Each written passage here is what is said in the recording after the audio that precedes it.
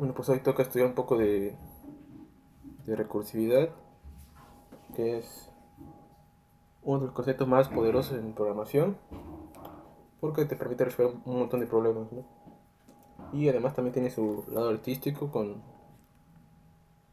el tema de los fractales, ¿no? Que un fractal es una figura geométrica cuya estructura se repite a diferentes escalas, ¿no? Como esto de aquí. ¿Qué es lo que vamos a terminar haciendo? Vamos a terminar dibujando este fractal usando pues la recursión, ¿no? Si te fijas tienes un cuadrado, no, un cuadrado central y a su alrededor tienes 8. Y para cada cuadrado central también a su alrededor tienes 8 y así, ¿no? Entonces si te fijas la estructura se repite. Y para dibujar esto pues se tiene que hacer de forma recursiva, ¿no? Pero antes hay que saber por qué funciona la recursión y qué es la recursividad, ¿no? Y para eso hay que crear un archivo de C++ que se llame rec de recursión y ahí lo creamos, ¿no? Y damos en confiar y ahí está, ¿no? Lo que es la recursión es simplemente una función que se llama a sí misma, ¿no? Es decir, dentro del código de la función hay una llamada a esa misma función, ¿no? Por ejemplo, algo que un ejemplo que se usa para explicar la recursión así de primero es el factorial de un número, ¿no? ¿Qué es el factorial de un número? Pues es multiplicar ese número, multiplicarlo por todos los números naturales que hay desde ese número hasta uno, ¿no? Es un producto, ¿no? O sea, si es 5 va a ser 5 por 4 por 3 por 2 por uno. Ese factor de 5. Y si te fijas es 5 por 4 factorial. Y a su vez 4 factorial es igual a 4 por 3 factorial, ¿no? Y 3 factorial es 3 por 2 factorial, ¿no? Es decir, en la misma definición de la función factorial aparece el mismo factorial, ¿no? Es decir, podemos decir que n factorial es igual a n por n menos 1 factorial. Entonces aquí estás llamando a factorial, ¿no? Otra vez, ¿no? Y a su vez aquí también se va a volver a llamar a factorial pues de forma recursiva, ¿no? No sé, creo que sí queda claro. Entonces, vamos a ver qué onda ahí.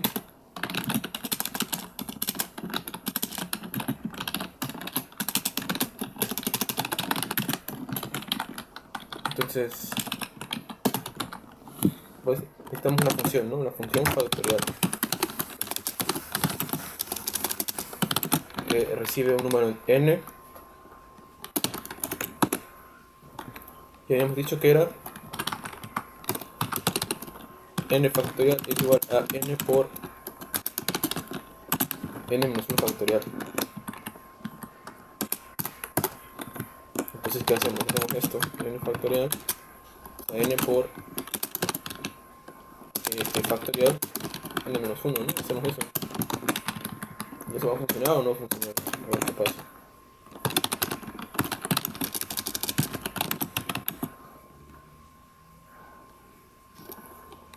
¿Qué puede ser? A ver, ya no es factorial de 5.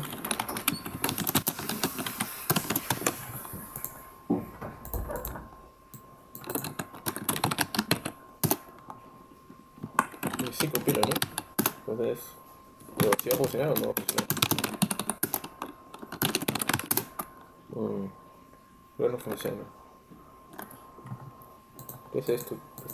Esto aquí, ¿qué significa, no? Bueno, para pensar esto no va a funcionar porque no hay ninguna forma de parar la recursión.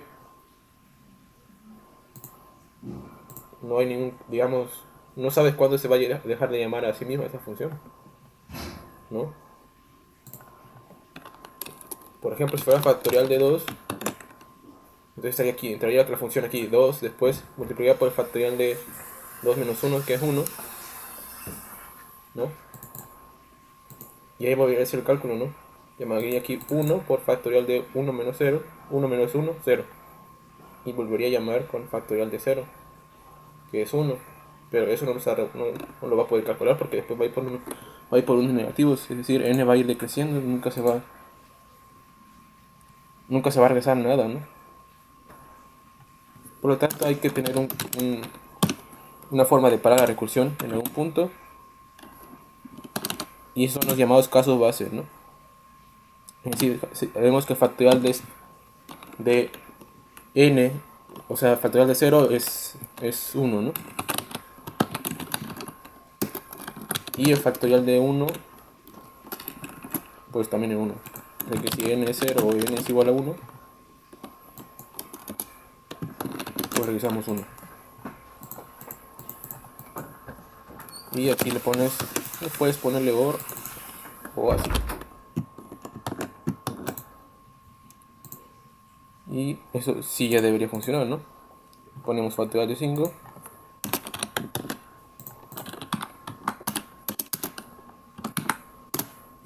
120, ¿no? Porque otra vez si tenemos factorial de 2, entonces aquí voy a multiplicar por 2, después se va a llamar esta función que va a ser 1. Por lo tanto va a entrar aquí y en la siguiente llamada va a regresar 1 y entonces cuando regrese de hacer esta llamada, cuando n es igual a 1, esto va a regresar 1 y aquí tienes el 2, entonces 2 por 1 es 2, ¿no? Y aquí compilamos y ahí está, ¿no? 2.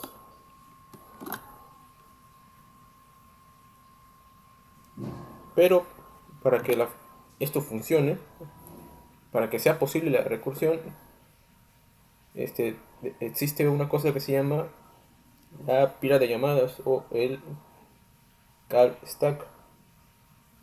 Y bueno, primero la pila, que es pues una pila en contexto de programación es, o sea, es una estructura de datos que funciona como una pila de platos, ¿no? Tienes un plato aquí, o sea, digamos que es un recipiente donde vas colocando platos, ¿no? Entonces el primer plato está vacío inicialmente, entonces el primero se pone ahí. Y el segundo plato pues va arriba del primer plato, ¿no? Del último del plato que se metió, que fue este. Después el siguiente, arriba y así arriba y arriba y arriba, ¿no? Y si tú quieres sacar un plato, entonces sacas el que está más arriba, ¿no? Sacas el que está en el tope. Sacas este. Y entonces si sacas ese, pues te queda este, sacas ese, ¿no?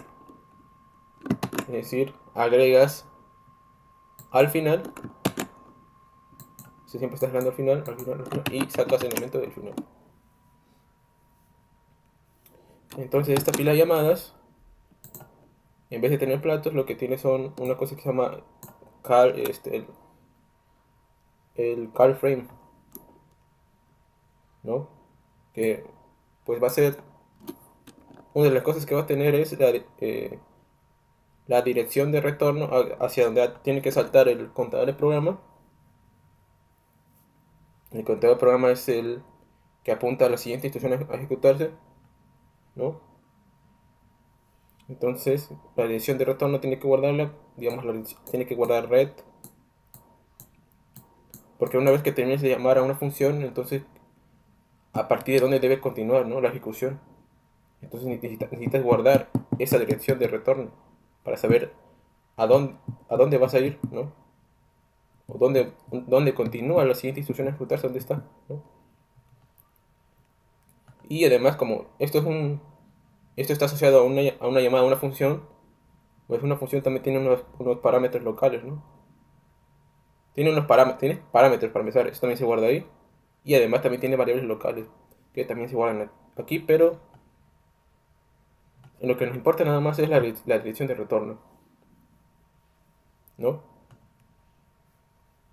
No nos importa la dirección de retorno, porque eso es lo que nos va a decir hacia dónde tenemos que ir cuando se termine la recursión. Entonces vamos a seguir, digamos, cómo se está llamando esta función factorial cuando n es igual a 2, ¿no? Cuando n es igual a 2. Por lo tanto, digamos que la primera ejecución es cuando factorial vale... Voy a hacer más grande esto. ¿No?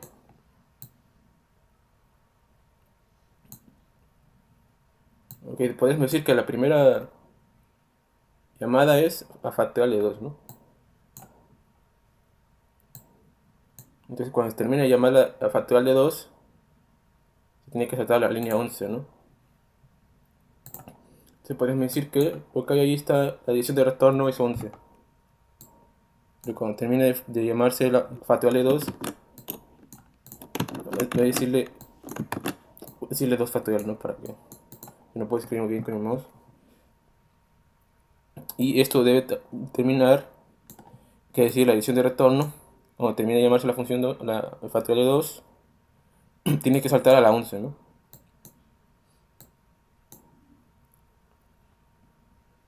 Entonces, esto se agrega al stack, ¿no? Esta llamada se agrega a la pila de llamadas, ¿no? Y entonces estamos ya dentro del código de esta función, ¿no? Pasamos 2, ¿no? Y ahora tiene que hacer n-1. Entonces se está llamando a la función con 1 factorial.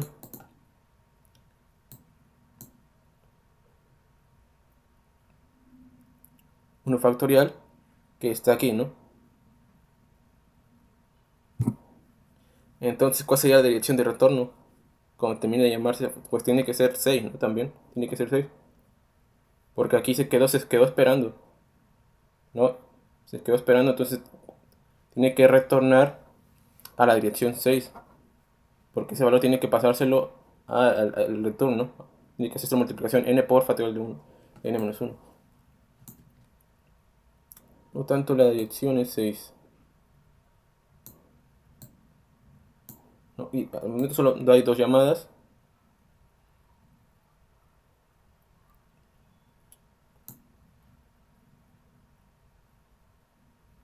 Entonces, ya cuando n vale 1, pues simplemente regresa 1, ya no se hace más ninguna recursión más. Entonces ahí terminan. Y pues tiene que regresar a la línea 6. Pues obviamente también se saca del stack esa llamada, sale del stack, regresa a la línea 6 y en la línea 6 pues ya sabemos cuánto vale esto. Ya lo calculamos, ¿no? Vale 1. Por lo tanto ya se puede ejecutar esta línea. Y entonces eso va a regresar 2, ¿no? Porque estamos en esta llamada, cuando le pasamos 2. Entonces vamos a tener 2 por factorial de n-1, que es 1. Y eso ya lo calculamos, ¿no? Entonces regresamos 2. Entonces al regresar 2, pues saltamos a la dirección 10. Bueno, sería la dirección de retorno, diríamos que es la 10, ¿no? Porque ahí todavía tiene que imprimirse eso. Este es el resultado. Entonces se saca el 12. O sea, esta llamada se sale de la pila. Ya terminamos de ejecutar la función factorial 2. Por lo tanto, aquí ya se muestra ese valor, ¿no? Este valor ya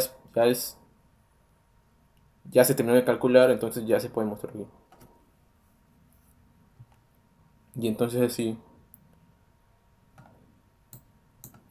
en principio es como se permite la recursión, ¿no? Es decir, lo primero que haces es, esta forma de ver esto es con un árbol de llamadas también. Por ejemplo, podemos poner, en vez de 2 ponemos 3 factorial, ¿no? En el 3 factorial vamos a necesitar el 2 factorial.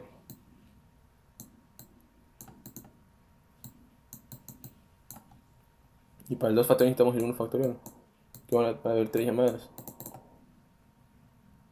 Van a ser 3 llamadas, entonces cuando llegues a la última llamada que va a ser 1, entonces va a ser factorial de 1. Se le va a mandar a la función, a esta función se le va a mandar el resultado de factorial de 1, que va a ser, entonces va a ser 2 por 1. Ese factorial de 2 se va a llamar a la otra función que la pidió, se le va a mandar el 2. Entonces aquí ya va a ser 3 por 2, que es 5, ¿no? Entonces, no es 6, 3 por 2, 6, y entonces es el factorial de 3. Es decir, siempre tiene que haber un caso base para la recursión, y una vez que se para la recursión, entonces termina de calcular el valor, y ese valor se va propagando hacia arriba, ¿no? En el árbol, con la pila, ¿no? Es decir, en este caso, la última función, la última llamada sería este a 1 factorial, ¿no? Entonces se regresaría a la línea igual a la 6, ¿no? Porque ahí se quedó esperando. Entonces ya tienes cuánto vale esto. Entonces se sale de la pila esta llamada y se vuelve a la 6, pero con estos parámetros, ¿no? Con los parámetros de esta llamada, que son 3. Por eso es necesario también guardar los parámetros, porque si no, entonces como estos parámetros tienen que guardarse, porque cuando se termine de llamar la función, entonces tienes que actuar sobre los parámetros que le llamaste, con los que llamaste en un principio, que fue en 3. Y eso también se guarda en la pila. Entonces, así es como se permite la recursión. Si tuvieras esa pila de llamadas, no se podría hacer, no se podría implementar la recursividad. Y entonces, el problema que da aquí, el problema es porque estás haciendo un stack overflow, porque te estás quedando sin pila. Estás generando constantemente a la pila, estás generando los parámetros, estás generando n, ¿no? Que eso se guarda. Estás también la dirección de retorno, y entonces eso pues consume, ¿no? Memoria de la pila, y entonces pues en el momento que ya no tienes más memoria, entonces ahí termina, ¿no?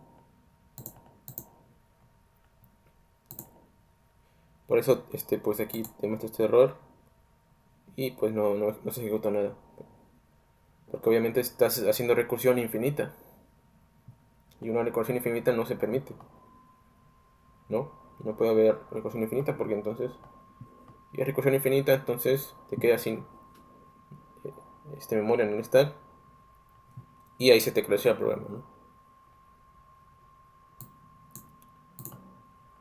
Y bueno, más o menos esa es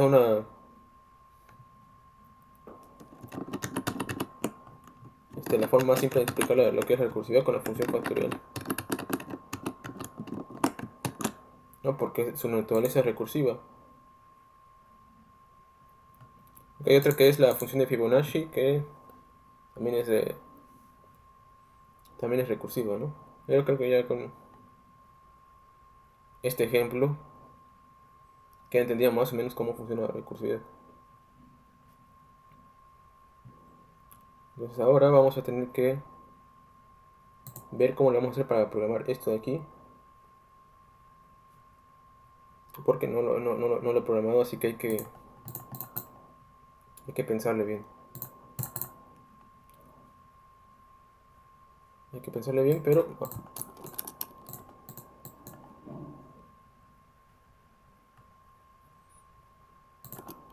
sí, esto no lo necesitamos. Entonces vamos a empezar cortando este SFML, que es Con eso puedes hacer juegos, ¿no? Entonces aquí puedes hacer juegos, que te permite, por ejemplo, poder hacer animaciones, animaciones de sprites, ¿no? Que una animación es simplemente en 2D, simplemente puedes recorrer un conjunto de imágenes, ¿no? Recorrer cada una de esas imágenes cada un cierto tiempo, ¿no? Si lo hace más o menos rápido, pues se ve como una animación, ¿no? Ahí tienes que escoger también. También te permite manejar audio, y un poco de redes con una cosa que se llama sockets, y con eso puedes, digamos, programar juegos que funcionen por red, ¿no? Puedes programar, por ejemplo, yo lo que había hecho sería, hice el juego del gato, ¿no? Que se puede jugar en red local. Eso también se puede hacer aquí. Pero ahorita nos interesa solamente la parte gráfica. Entonces aquí vamos a tener que usar un window, que esto va a ser para, pues, la ventana, ¿no? Sin ventana, entonces donde vamos a dibujar, pues, ese fractal, ¿no? Un lugar donde poder dibujar, que es justamente la ventana. Forma de Sierpinski. Aquí estamos haciendo referencia al espacio nombre SF. Si no hacemos eso, entonces no podemos acceder a Render Window ni a Video Mode. Que esas son las dimensiones de la pantalla, ¿no? Que va a ser 800 por 600 y el título de la pantalla, que es esto de ahí. Vamos a limitar la cantidad de frames. Bueno, aquí con eso limitamos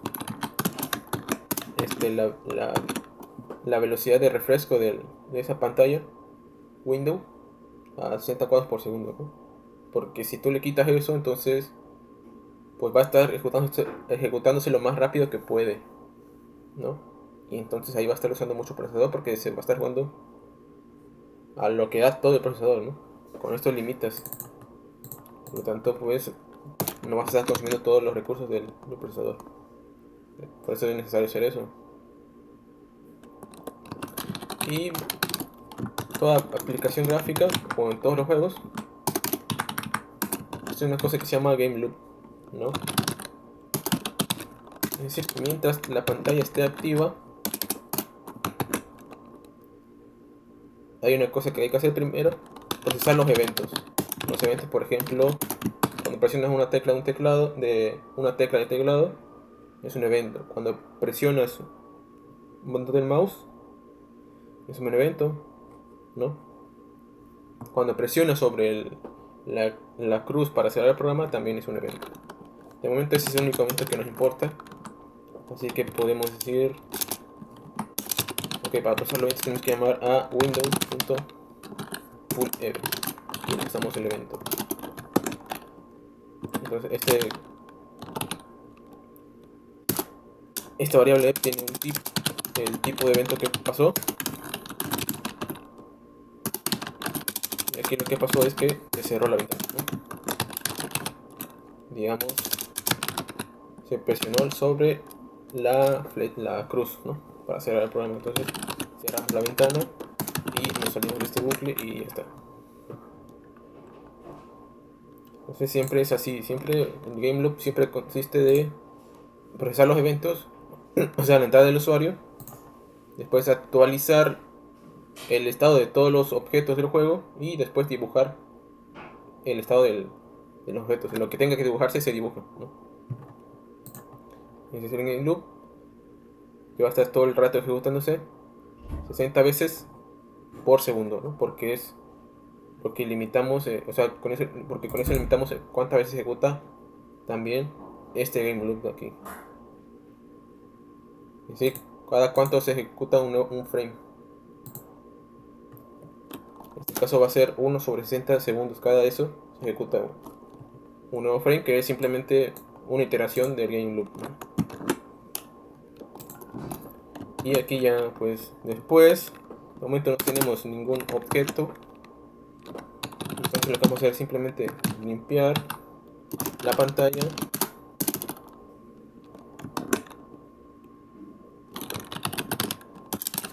Vamos a limpiarla con el color blanco. O sea, esto se hace porque, por ejemplo, imagínate que estuvieras dibujando un objeto, o sea, un cuadrado, un círculo. Pero también al mismo tiempo estás, digamos que también estás haciendo que se mueva, ¿no? Le das una velocidad y se está moviendo. Si no limpias, entonces lo que vas a tener es que el círculo va a aparecer varias veces. Es decir, primero va a aparecer aquí, después acá otra vez, y así, o sea, se va a repetir, ¿no? Porque cada vez que tiene una nueva posición, pues no se borra, ¿no? Queda ahí. Entonces en la siguiente posición, pues se va a dibujar ahí y así, ¿no? Por lo tanto hay que borrar lo que había antes, ¿no? Hay que borrar todo lo que había antes. Y no lo que vas a tener es como el trazado del círculo, ¿no? O la trayectoria que va siguiendo. Y ya puede haber un problema donde no haga falta llamar a la función clear, ¿no? Pero pues, de momento sí lo dejamos. O sea, siempre lo usual es que se llame de la función al método clear. Para no tener ese problema de que se va a quedar el trazado del círculo, de la trayectoria que lleva, ¿no? Y después, porque por ejemplo aquí puedo poner un círculo para que vea ese de ahí. Y este círculo recibe un radio. Vamos a poner 15 de radio. Y vamos a ponerle color rojo y unas coordenadas.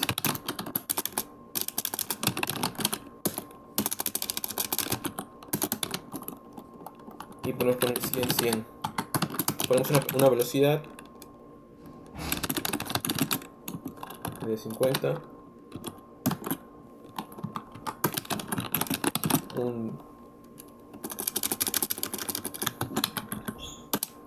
Necesitamos sacar un SF clock.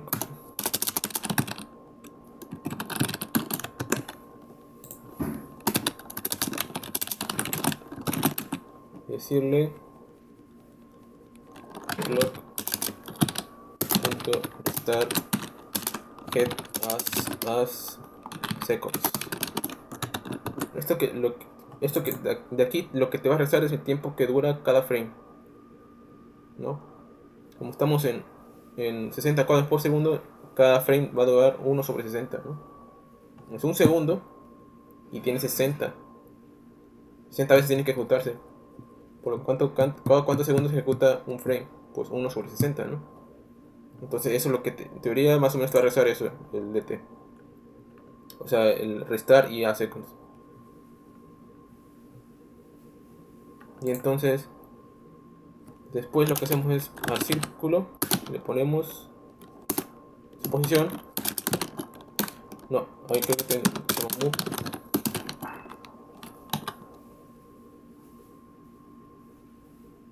Lo que hacemos es multiplicar el delta temp y en y no cambia. Y entonces solo se va a mover en X. Y después pone window.draw y le pones el círculo. Entonces si para compilar esto, yo creo que el usuario, o sea, aquí la buena idea sería usar Linux, porque que también se puede usar SFML en Windows, pero es un poco más es más lioso configurarlo para que para que funcione, ¿no? Porque aquí en Linux simplemente pones un comando, ¿no? Te va a instalar el paquete de SFML y ya después con el compilador G++ puedes tú incluir los flags, ¿no? Que ya te va a reconocer el SFML, no haces ninguna configuración más, solo ejecutar un comando, ¿no? Que no tienes que hacer más cosas. tenemos que ponerle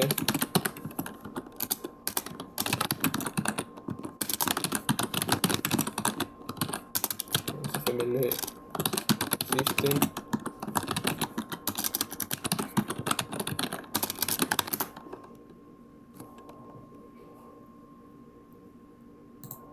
y aquí me falta esto.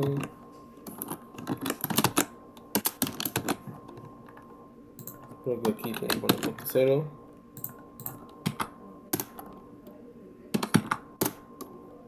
Y ahí va, ¿no? Pero si no pones el clear, entonces va a pasar esto de que no se borra la posición anterior donde estaba la circunferencia.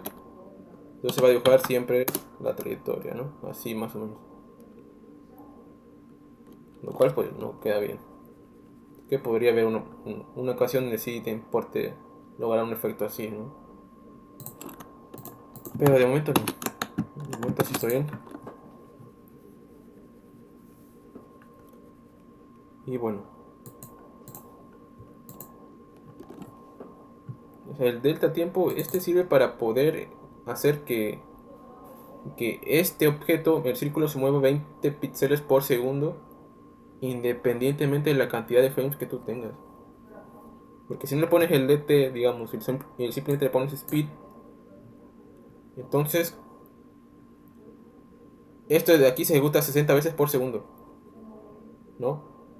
Entonces en un segundo, ¿cuánto se aumentó la posición? 60 por 20, ¿no? Es decir, cuando pasa un segundo, entonces vas a tener, empezamos en 100. Entonces cuando pasa un segundo vas a tener que el círculo va a estar en 100 más 60 por 20, ¿no? ¿Y eso cuánto es?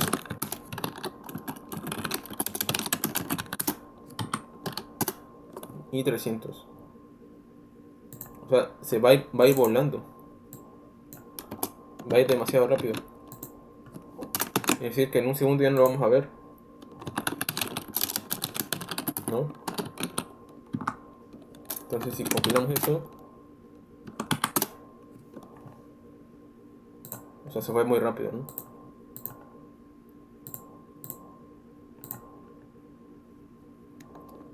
Pero por eso es mejor multiplicarlo por el delta tiempo, el delta time, que lo que va a hacer es que la velocidad de esto, del círculo, va a ser 20 píxeles por segundo, independiente de cuántos frames tengas. Esto otra vez, le quitamos esto, pero quitamos esto que nos limita 60 veces por segundo. Entonces ahí sí que ya no vamos a verlo, porque vamos a tener como 1000 FPS. Entonces en un segundo va a aumentar un montón la velocidad y no se va a ver, pero no debería verse. Es rapidísimo. Pero si lo que hacemos es multiplicarlo por el tiempo que pasó entre cada frame, ¿no?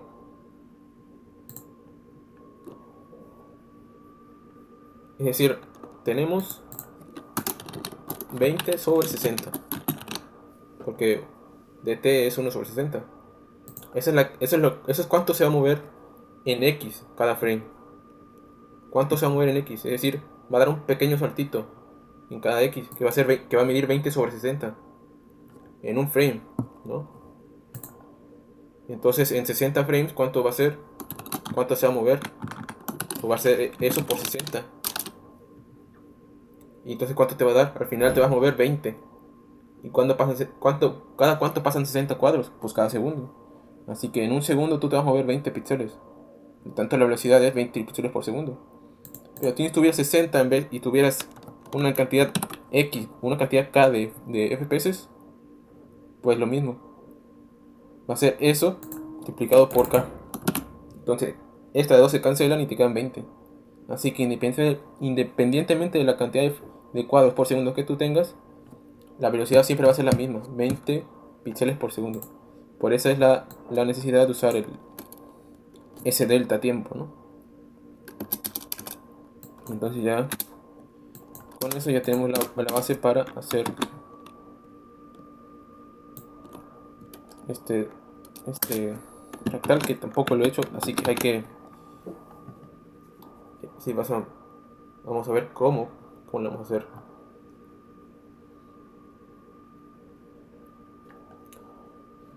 De momento ya tenemos todo bien, no hace falta nada aquí. Aquí tenemos la pantalla, podemos ejecutarla. Si lo ponemos aquí, pues se cierra, ¿no? Entonces, por aquí hay que ver, obviamente, creo que este recurso no va a servir de momento. Porque lo que necesitamos es escoger, poner este cuadro en algún lado, ¿no? Digamos que ahí sí creo que se pone en el centro. Esa también hay que coger una longitud, que va a ser un tercio de la longitud de todo, ¿no? Digamos que todavía tiene un cuadrado más grande, por lo tanto la longitud de este de aquí va a ser un tercio del cuadrado más grande. Y a su vez, estos cuadrados chiquitos, que digamos que son sus hijos, pues también la longitud de cada lado va a ser un tercio de su padre, ¿no? Que es este de acá. Entonces la longitud siempre va a ir, del lado va a ir un tercio, un tercio, un tercio, ¿no? Entonces primero lo que vamos a hacer es, por simplicidad, vamos a hacer que la altura, o sea, que tengamos un cuadrado, ¿no? Que la ventana sea un cuadrado. Y cuya medidas pues sean múltiplos de 3, ¿no? Para que la división sea exacta, para que la longitud que mida tenga que sea exacta, ¿no? Entonces, ¿cuál podría ser eso? Pues 900, ¿no? 900 podría ser una longitud, ya que 900 pues es divisible por 3, ¿no? Y más o menos, ¿no? Pues vamos a tener que necesitar también una forma de almacenar esos.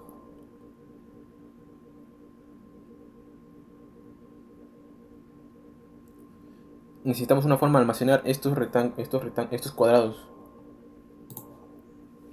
Para eso vamos a usar la librería, bueno, ajá, sí, que la librería vector.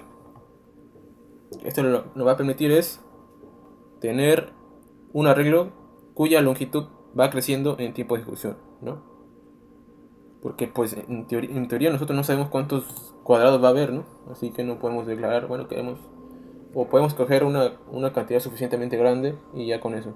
Pero pues es más fácil con un vector, ¿no? Y lo bueno de SFML es que tienes una clase rectangle de rectángulo, ¿no? Y aquí vamos a ponerle cuadrado o simplemente cuadros. Así que necesitamos eso de ahí.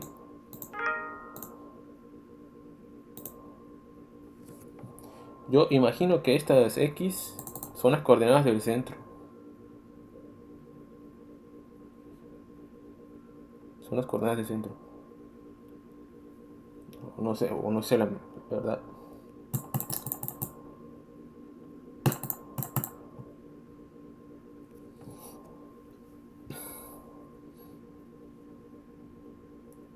O sea, las coordenadas del centro de cada cuadrado, ¿no? Que bueno, son 8.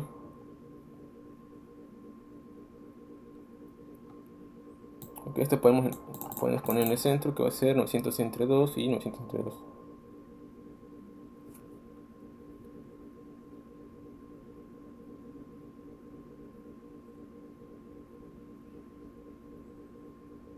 Uh-huh.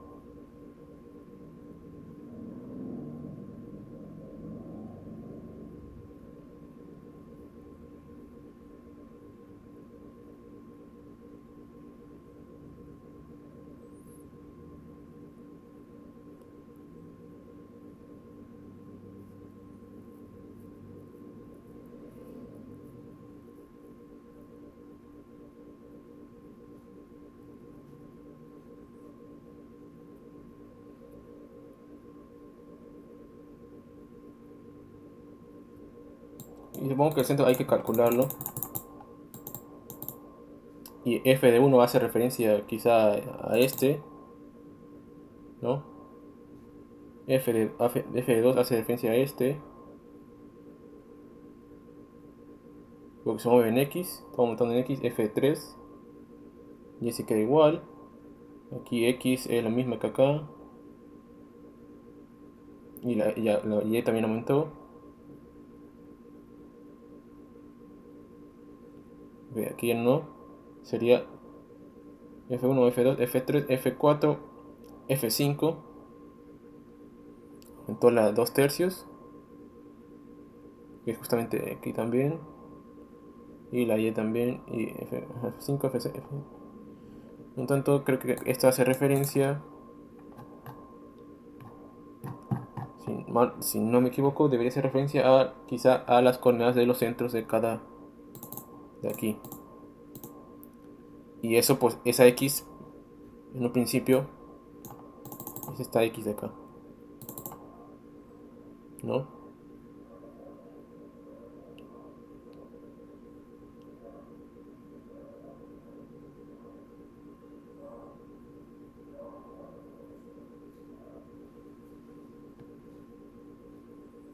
Así que va a haber varios casos base. Por ejemplo, cuando no tienes nada, o sea, si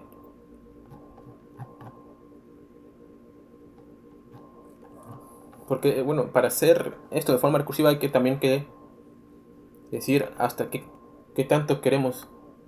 Es decir, para n igual a 0, entonces no tienes nada dibujado. Ni siquiera. Para n igual a 1, entonces tienes simplemente para n igual a 2 tienes ya sus hijos. Para n igual a 3 tienes a los hijos de los hijos. ¿Sí? Más o menos, ¿no? Que sería el caso base. Entonces podemos hacer ahí la función cierp recibe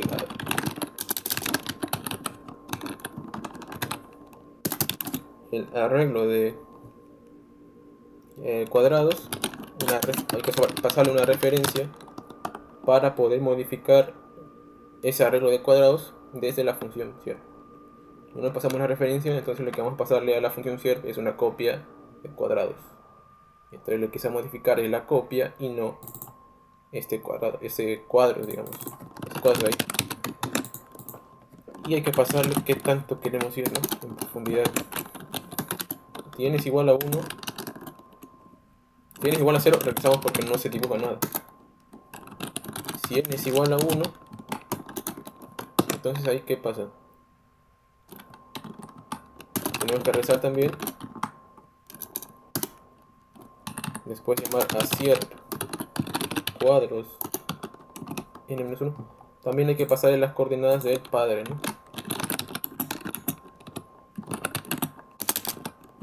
Porque a partir de las coordenadas del padre, es decir, para mí el padre es este, ¿no?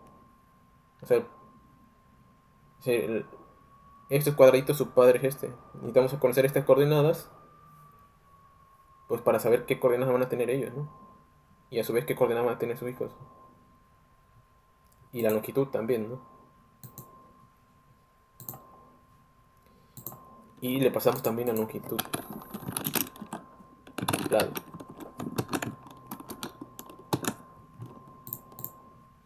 Pero si es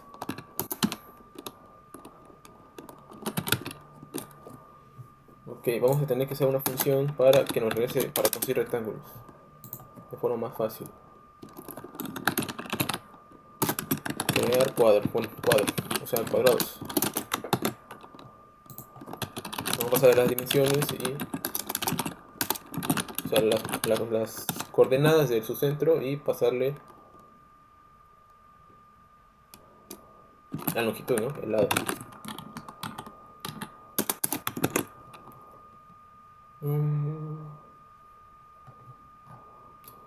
Y después hacemos otra vez rectangle shape, cuadro. Ponemos cuadro.setPosition, xy.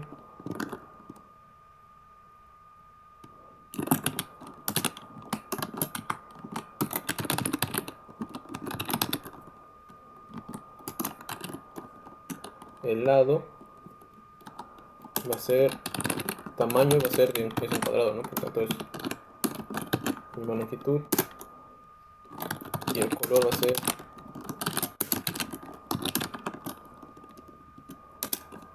ser negro.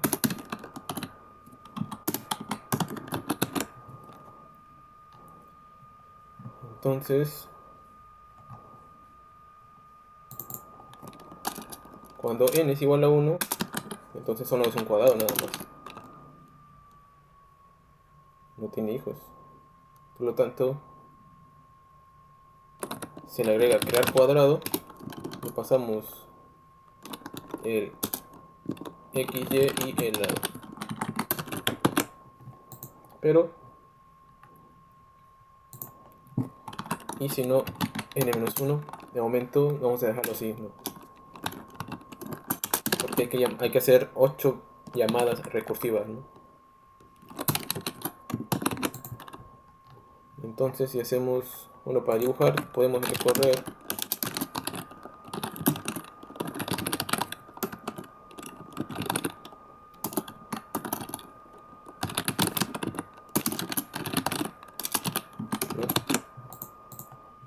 Vemos que con esto de aquí vas a ir tomando cuadro o elemento a elemento del arreglo vector. Otra forma de hacer este bucle pues sería desde i igual a 0 hasta i menor que la longitud de este arreglo. Pero con esto es una sintaxis más simple, ¿no? Y más fácil de leer también. Entonces aquí, de momento, ¿cuál sería? Hay que llamar a Cier por acá arriba y ponerle Cier. Pasamos el cuadros, ¿no? El lado va a ser, ¿cuánto tiene que medir? 300, ¿no? 900 entre 3. No, porque es un tercio. Y las coordenadas van a ser 900 entre 2 del centro. 900 entre 2. Y le pasamos 1 nada más. Y a ver eso qué hace.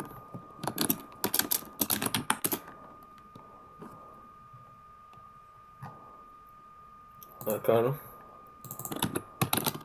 Ese color.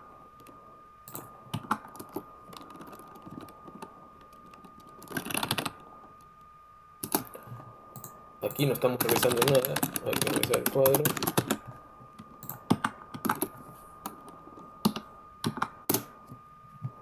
Y nos manda por allá.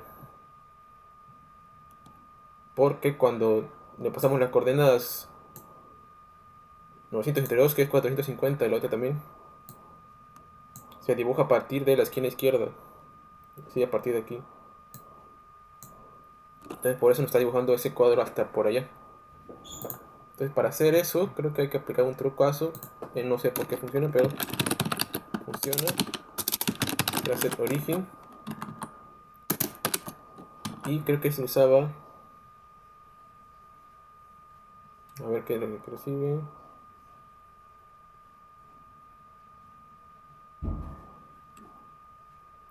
No, creo que no sé cómo se usa. Cómo hacer que dibuje desde el centro. Bueno, sí puedes hacer algo, ¿no? También. Puedes aplicar ahí un truquillo. También, pero mejor hay que ver otra forma. Draw.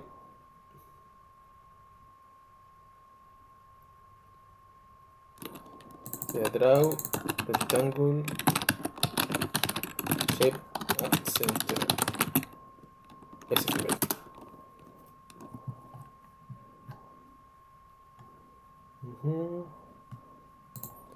Hay que poner set origin.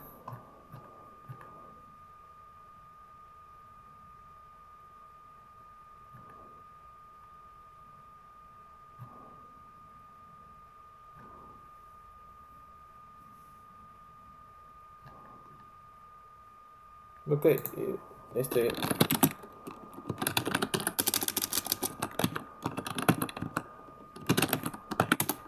eso también lo uso por aquí para centrar.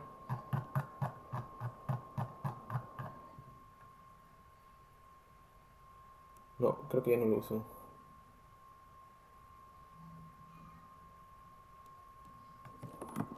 Voy a tener que usar code.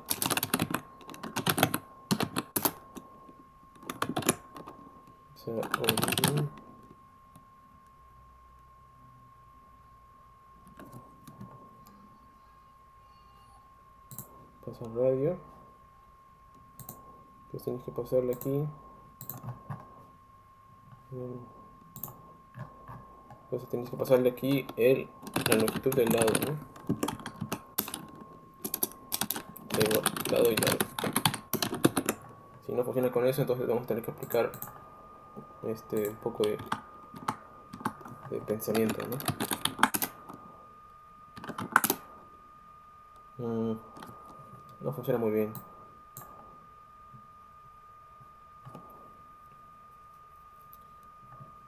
Pues no funciona bien. Entonces, ¿qué hay que hacer?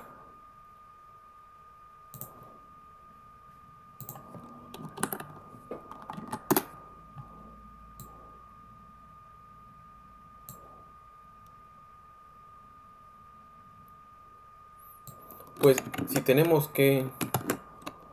A ver. Si tenemos que... Las coordenadas que tenemos son estas. Tú lo que quisieras hacer es... Este debe ser el centro, ¿no? Pero está dibujando aquí. Entonces, ¿qué hay que hacer?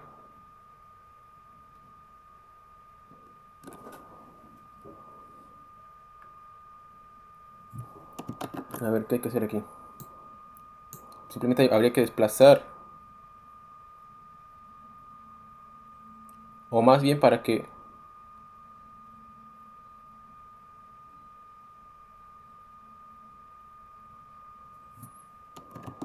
Ese es el centro.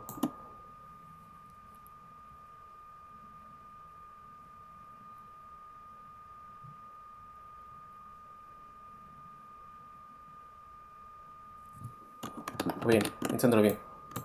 Nosotros tenemos las coordenadas del centro. Necesitamos saber cuáles son las coordenadas entonces del... Nosotros tenemos estas coordenadas, ¿no? Entonces necesitamos deducir las coordenadas de este de acá. De la esquina izquierda. ¿No? Entonces, ¿cómo lo vamos a hacer? Pues fácil, ¿no? Sabemos cuánto vale este lado, que es h. Por lo tanto, como estamos en la mitad, entonces a x tendríamos que restarle h entre 2. ¿No? Y y tendremos que sumarle. Ok. Porque cuando estamos en ventanas, bueno, aquí en SFML, las coordenadas del centro hacen referencia aquí, ¿no? Y y va aumentando, o sea, hacia abajo ya aumenta. Así que si quieres ir hacia arriba, tienes que ir restando. Por eso se le va a restar a y. Esta también h medios, ¿no? Tú a esto le restas la mitad, pues tienes que estar aquí. Y si le sumas la mitad, pues te das acá, ¿no? Entonces ahí hay que restarle, ¿no? Sería al lado entre 2. Al lado entre 2. Ya con eso tienes bien colocado este rectángulo, este cuadrado, ese cuadrado, más o menos, que no se ve muy bien. Hay que escoger otra resolución, porque 900 creo que, como claro, no, mi pantalla no omite 900 de altura. Entonces hay que ponerle quizás 600. Que 600 pues sí es múltiplo de 3, 600 y 602. Y 672 ajá.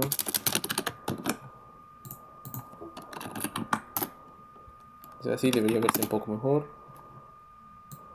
Aunque pues no entiendo por qué demuestra así.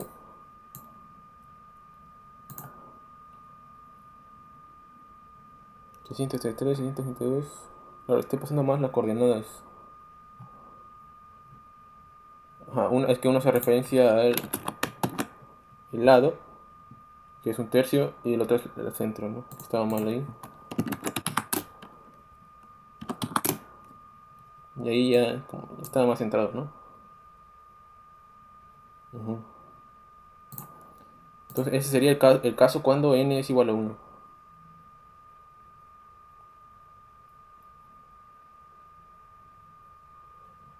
Pero ahora viene el caso cuando n no es igual a 1. Vamos a ver. Vamos a tener que llamar 8 veces a la función Sierpinski, ¿no?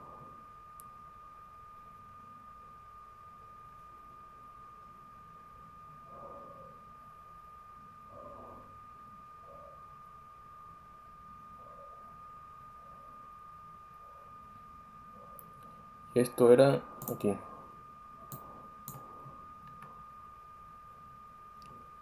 Entonces las coordenadas. Ok, las coordenadas de.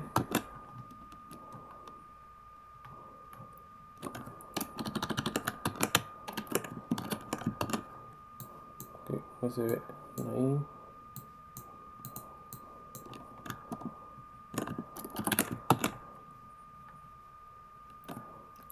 Haciendo un salto de fe, pensando que esto van a ser las coordenadas del centro de. Porque si no, entonces, ¿qué es? No pueden ser longitudes porque la longitud es siempre la misma, es siempre un tercio menos, ¿no? Son las coordenadas del centro o que no sé, deberían ser las coordenadas del centro, ¿no? Así que estoy haciendo un salto de fe ahí. Pero bueno, a ver. Ok, le pasamos el lado que se divide entre 3, ¿no? Y le pasamos x entre 3 y y entre 3, ¿no? Y n resta 1, se le resta 1 a n.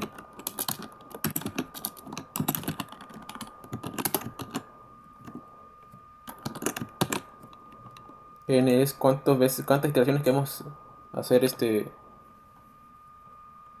fractal, ¿no? O cuántas llamadas recursivas queremos hacer. Entonces ahí, lado entre 3, x entre 3, y entre 3 y n menos 1. Después otra vez x entre 3 más un tercio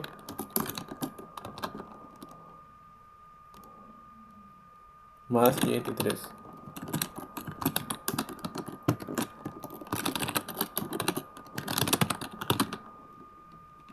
Después x entre 3 más 2 tercios.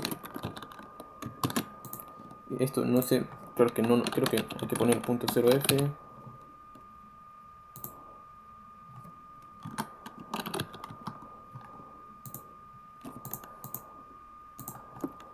No estoy seguro si es en el punto 0f, pero hay que no dé problemas después.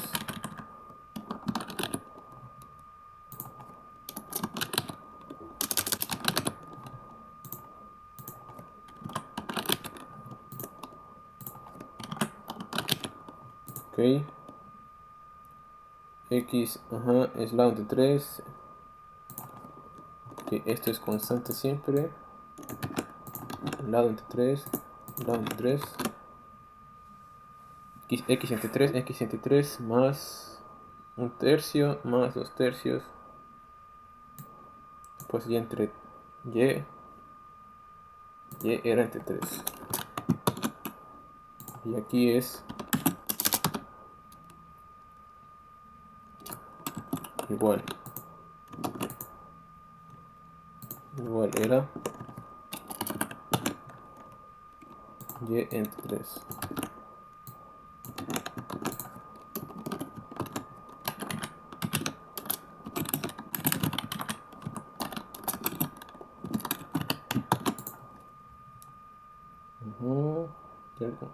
Más un tercio más 2 tercios y la y es constante. Y entre 3 y entre 3. Vamos a meter esto.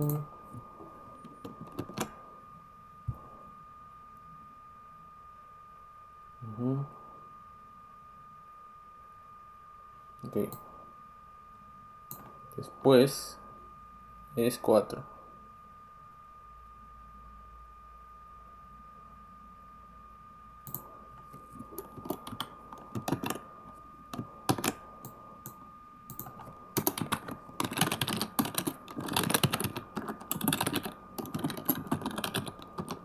Pues x tercios, x sobre 3 sobre f, pues y sobre 3.0 f más un tercio. Pero como ya vimos, si queremos ir hacia arriba, hacia abajo, aquí supongo que, ajá, yo creo que sí, porque una hace referencia a esta y es, supongo que esto va a ser también igual que la pantalla 00, f4 que sería y entre 3 que sería aquí, pues f5 sería esta de acá, que está en las mismas y. Estas dos son iguales, por lo tanto están en la misma fila, digamos. Entonces creo que en ese problema no hay, o sea, en ese aspecto no hay problema. ¿Cuánto sería? Y entre 13 tenemos en f4 y después menos bueno, entre 1 un tercio. Estamos en el menos 1, después estamos en 5 cuadros, al lado, entre 3.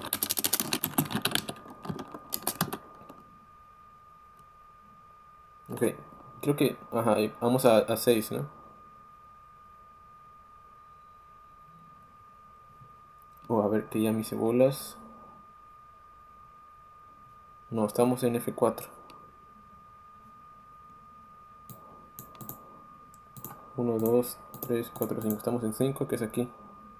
Esa referencia a esta de acá.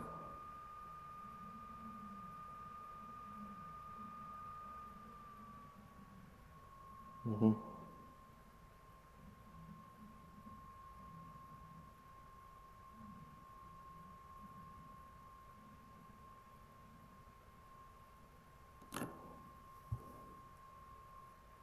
Ujú. Bueno, F5 es igual. Lado entre 3.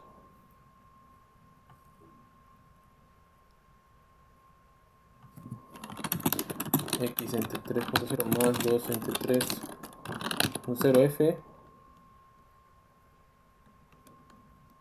Y la Y es Y entre 3.0 F más 3.0 F. Y N menos 1. Aquí estamos en F5. Que era este. Supongo yo. F6 es este. Yo creo que sí está bien.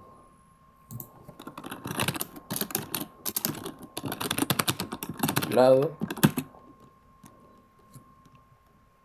es X entre 3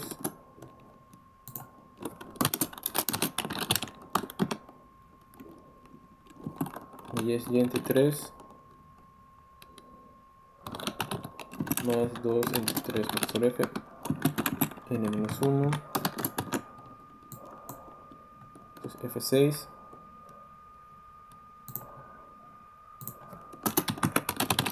F7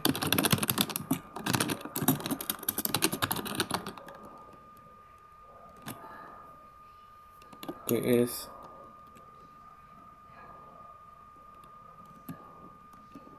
X entre 3 por F más un tercio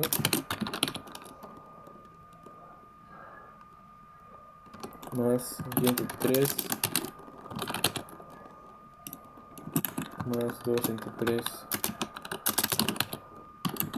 N menos 1.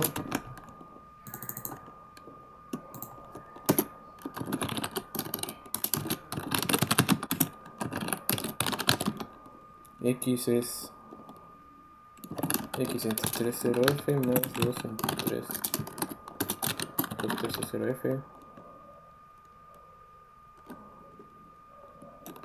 más Y entre 3 0 F más 2 entre 3 0 F menos 1. y a ver qué pasa aquí. No funciona, quién sabe.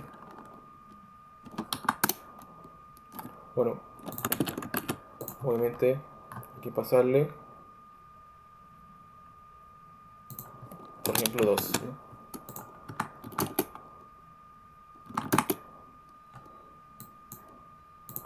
Lo cual no sé qué. Bueno, al menos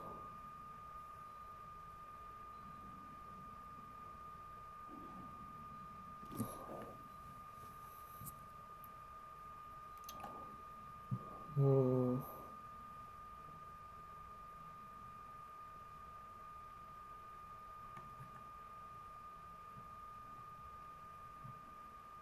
no, pues está difícil. A ver qué.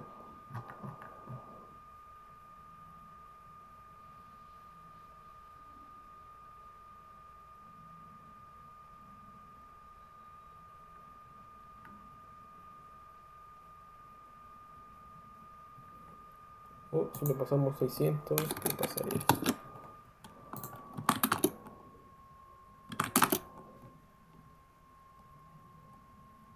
Me pareciera que como que hay un solo rectángulo.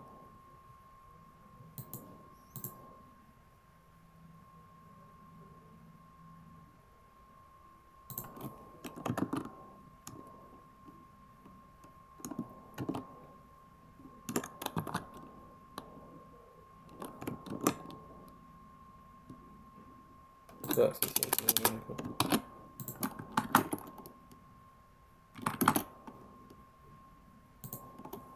Está, quién sabe.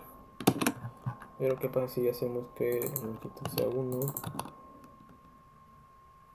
¿Cuánto aquí no habría que hacer eso?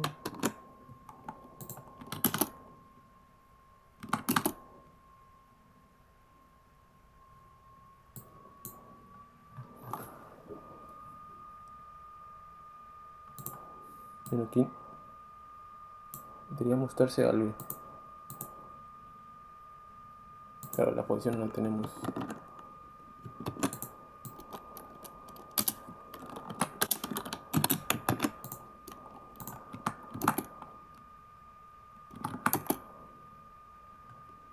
Mm,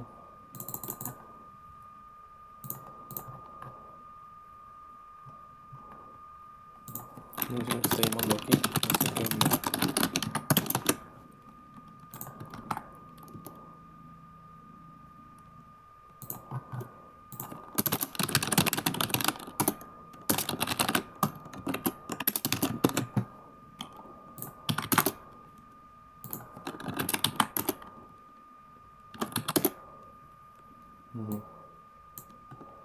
Ok, está raro. Oye, que parece que solo se está dibujando un pixel.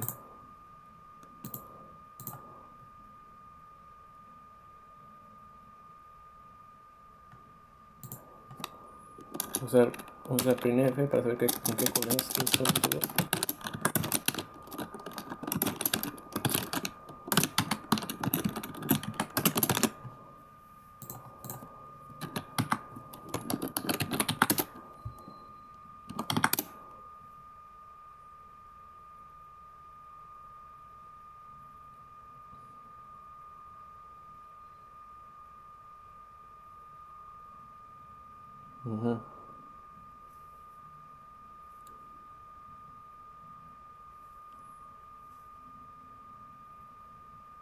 O sea, como que sí está bien el cálculo, pero obviamente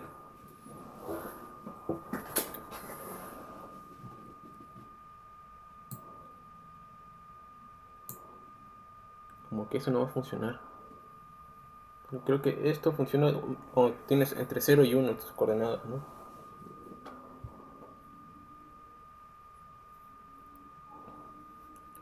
Yo creo que habría que escalar todo, ¿no?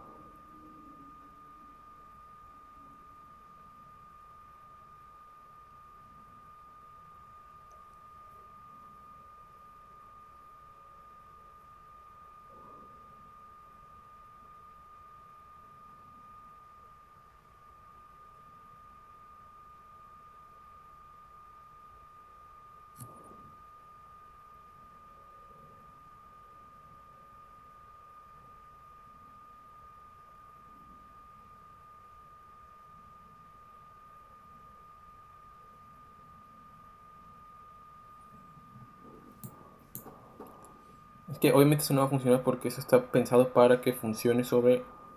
Estas coordenadas están pensadas para que funcionen sobre entre 0 y 1, entre intervalos 0 y 1, en X y en Y. Por eso no va a funcionar.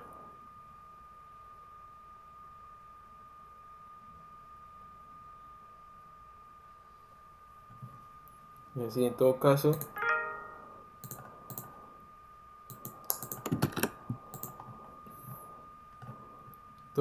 aquí habría que pasarle quizá,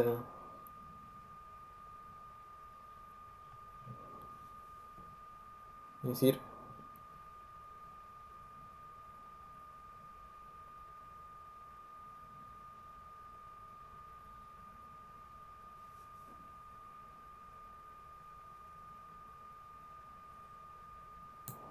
pasarle como si estuviéramos como si nuestra ventana fuera de 0, de 1 por 1, ¿no? Y después mapear esas coordenadas, convertirlas a coordenadas ya de nuestra pantalla, ¿no?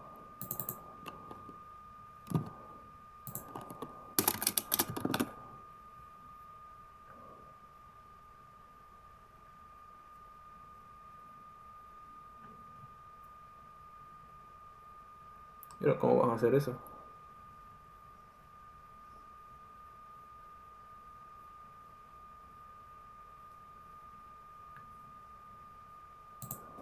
Esta pantalla es de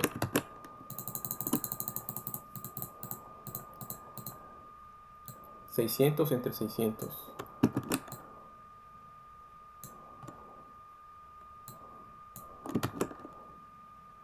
600 y 600, ¿no? Pero las coordenadas son de 0 a 1.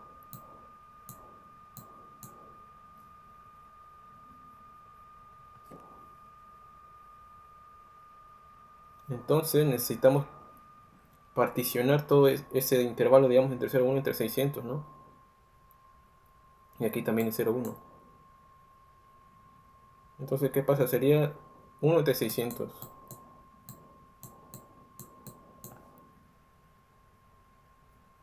Es decir, digamos que cada píxel, o sea, vaya de o sea, si tú aumentas 0 en uno entre 600, estás ya en el segundo píxel, ¿no? Y así, aquí están todos nuestros píxeles.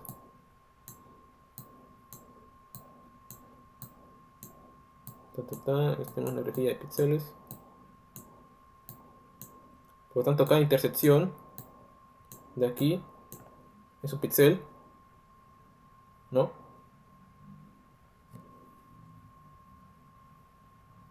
Entonces, digamos, las coordenadas ese píxel en este mundo de 0 a 1, ¿cuánto va a ser? Pues aquí 0, aquí va a ser 0 en X. Pero aumentas 1 sobre 600 en X, entonces va a ser 1 sobre 600, ¿no? Digamos aquí, no sé. ¿Y en Y cuántas aumentas? Aumentas 1, 2, 3, 4, 5. Pues 5 entre 600, ¿no? Entonces las coordenadas de los píxeles van a ser múltiplos de esto de aquí, ¿no? ¿No? Entonces, si nosotros tenemos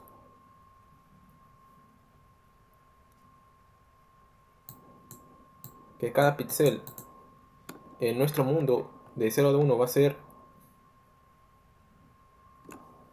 justamente el número de píxel que es, por ejemplo en X va a ser X, ¿no? El píxel 1, aquí estamos en la columna 1, ¿no? Las coordenadas en el mundo de 0 a 1 va a ser ese 1 por eso.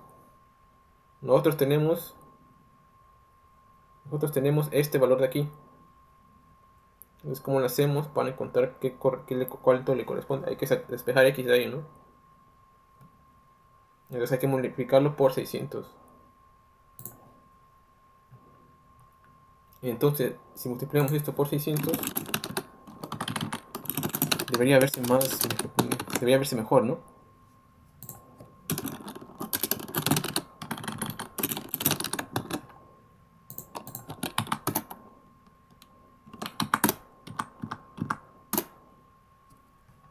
Bueno, obviamente solo estamos dibujando píxeles, pero ninguno se muestra.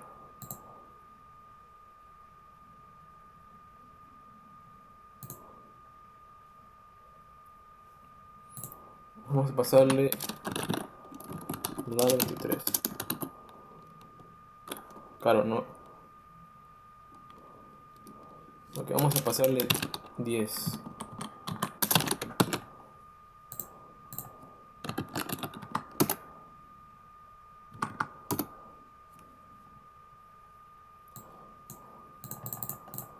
Este problema, no sé por qué.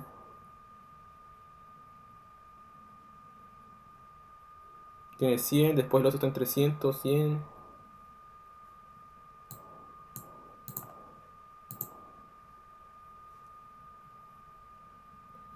Claro, a ver, es que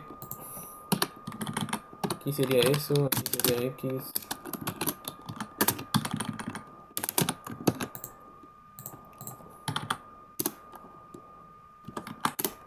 Algo debía mostrar, ¿no? Bueno, ahí más o menos tiene la forma. Así que, bueno, ya tenemos algo, ¿no? Es un avance. Ah, está chido, está chido. Pero el lado este es el lado, pero en. Vamos a tener que tener otro lado que va a ser el tamaño real, ¿no? El lado real. Y vamos a pasarle el lado real.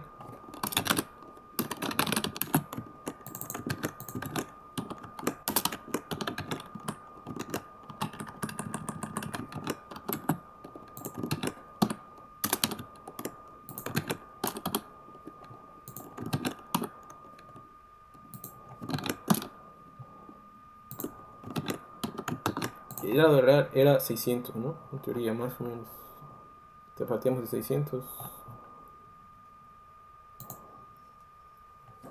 Que era el tamaño original, ¿no?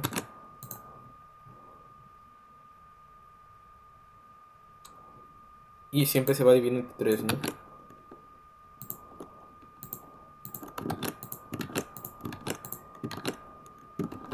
A ver, a ver, a ver, a ver, a ver.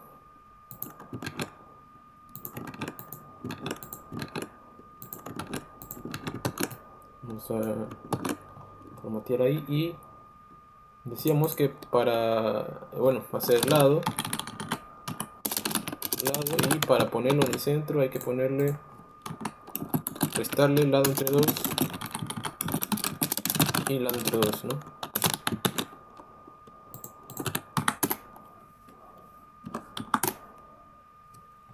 Ujú. Claro, no estamos pasando aquí le pasamos ese lado que es muy, no es el lado real.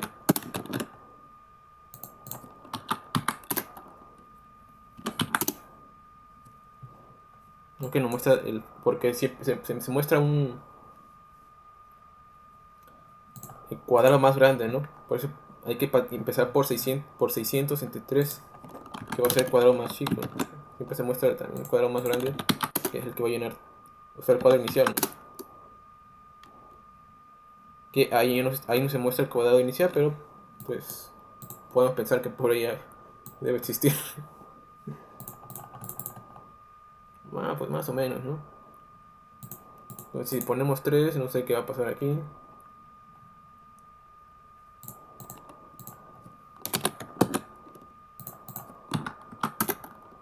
O sea, como que ya está más o menos, pero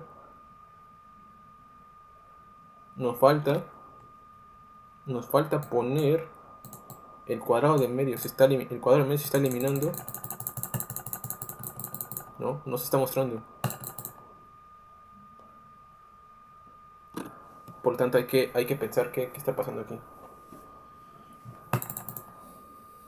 Sí, sí, porque no mostramos el cuadrado de medio, entonces no, como que no se ve muy bien la recursión.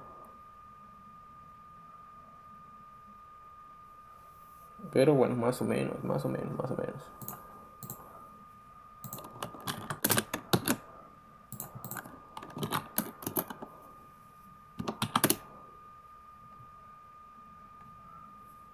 ahí ya como que se nota más que es...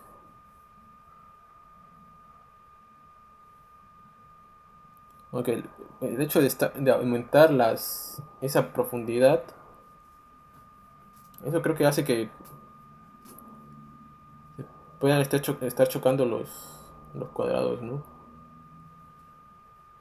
Pero bueno, si hacemos que se dibuje el centro, entonces debería verse mejor, ¿no?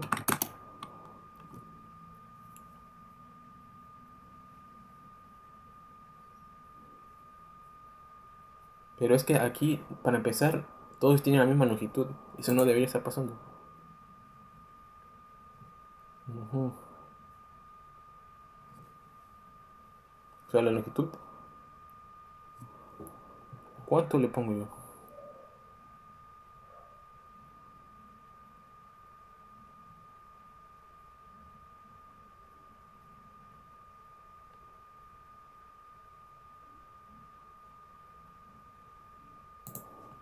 O sea, ¿esto estaría bien o no?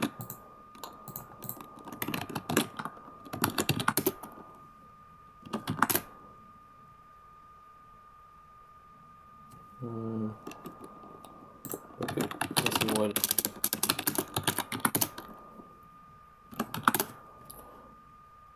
Pero la cosa es que no debería ser así, ¿no?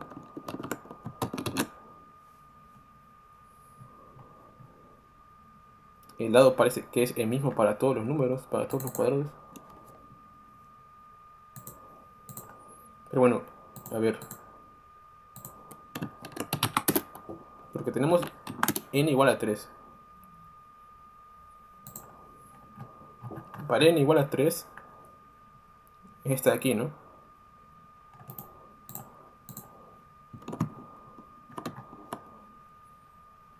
Que sí está bien, de hecho. De hecho, sí. Estos de aquí son los que dibuja, pero no está dibujando lo de el cuadrado del centro.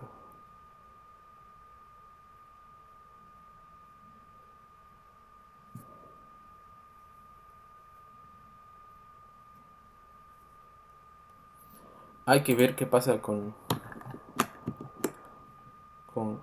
n igual a 2. Vamos a tener que hacer un poco del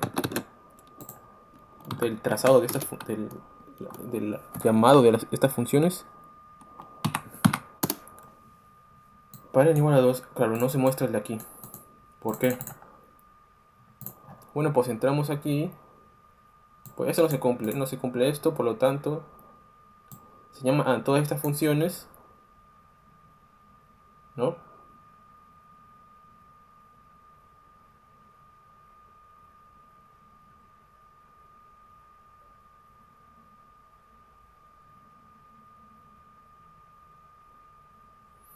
Se llaman a todas estas funciones. A ver. No está aquí, ¿no?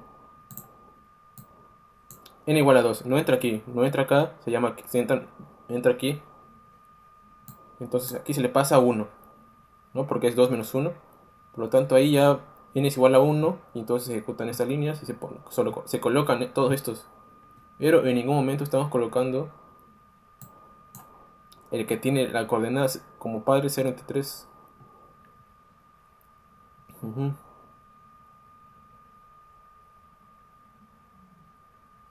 estamos dibujando ese,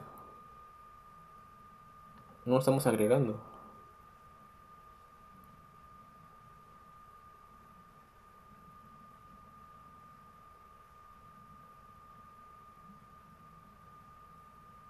Entonces creo que, ¿qué pasa si hacemos esto de acá? Si agregamos ahí.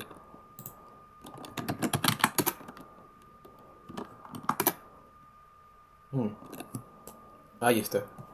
Con esa instrucción entonces ya estamos ejecutando este cuadrado de ahí. Porque antes no se estaba ejecutando. Estaban ejecutando los hijos, pero no el padre, ¿no? Mostramos el padre y en cada llamada recursiva también está mostrando los hijos. Es decir, aquí, ok, para n igual a 2,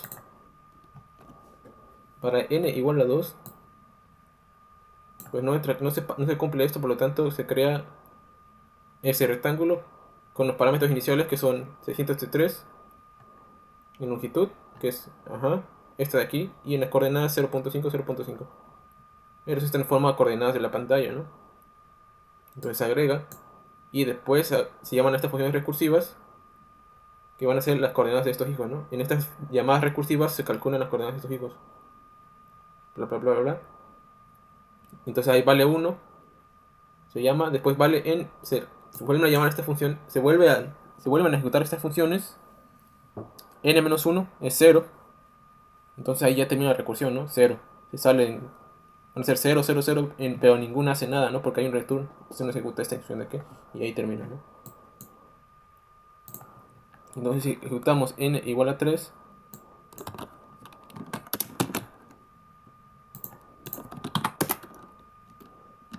y ahí está, ahí está,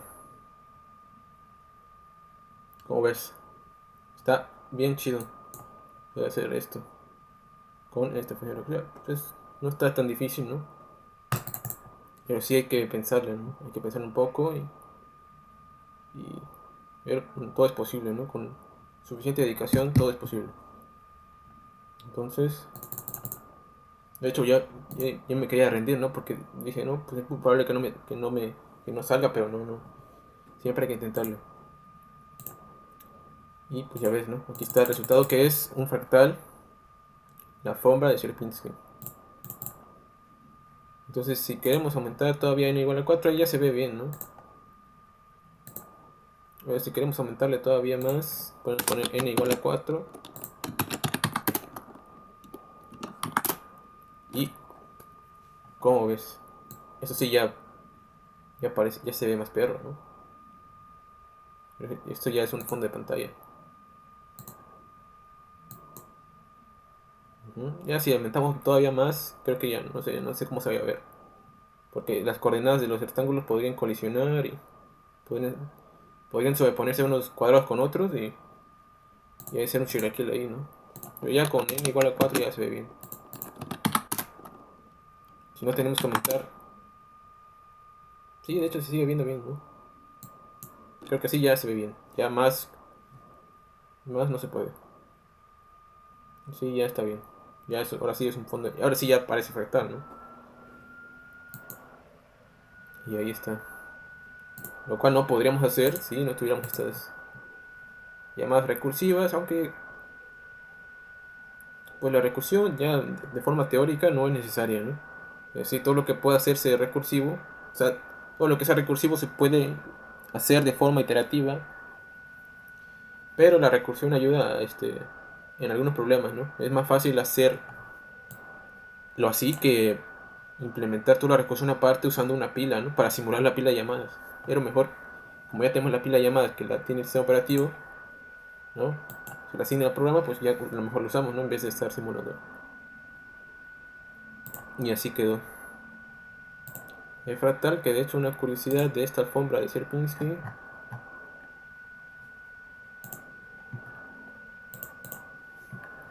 es que aquí decía algo de antenas, no sé qué, aplicaciones que se utilizan las antenas fractales de teléfono móvil y Wi-Fi. Dice que se han producido en forma de pocas estaciones en la forma Sierpinski. Está, es una implicación interesante, ¿no? Porque no hay mucha información al respecto de las antenas fractales. Debería haber más información en inglés seguro, ¿no? Ah, aquí está, ¿no? Una antena fractal. Un transmisor FM. Eso suena OP, ¿no? Sería un buen proyecto. Transmitir radio con esta antena con forma de fractal. Que eso. Creo que esta fractal es la curva de dragón, algo así. Bueno, es parecido a esa curva de dragón. Curva de dragón, no es parecido, pero más o menos, ¿no? Entonces está interesante también los fractales, ¿no?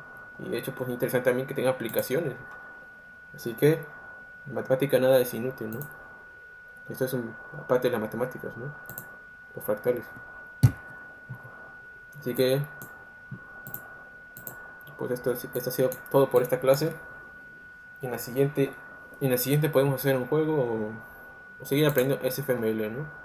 Porque pues está divertido. Está divertido. Entonces, hasta la próxima.